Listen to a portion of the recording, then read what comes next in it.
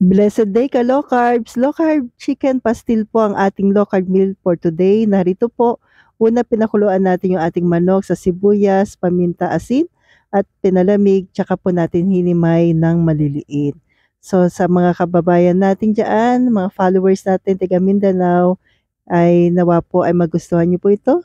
At ang ating low carb po natin. Yan, naggisa po tayo ng sibuyas, bawang at luyang dilaw.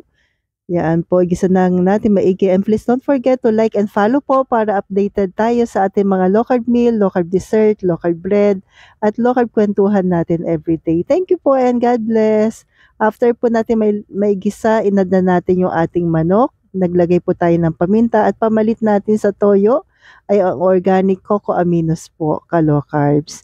Available yan po syempre sa ating grindahan po. Then, haluin lang natin maigi para magpantay ka low carbs, mas okay, mas toasted. At mag-a-add po ako dito ng konting kayin. Yan po, optional lamang po.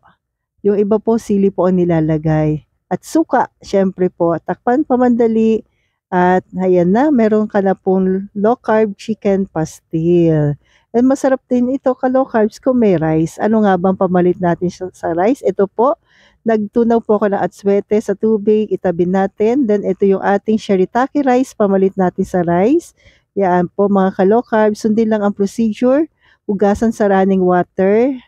Yan po, hayaan mag-dry. Then ilagay sa isang lalagyan. Then ilagay natin yung ating atswete. Atswete po, I'm sorry.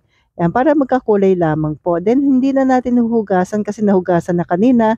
Yan, salain po at patuyuin natin ngayon sa kawali.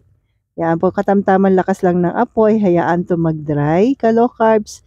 Pero optional lamang po, pwede naman boiled egg pamalit sa rice. Then, eto na po, ang ating low carb chicken pastil, nilagyan natin ng pipino, boiled egg, at chili garlic. Stay healthy, stay low carb po. God bless!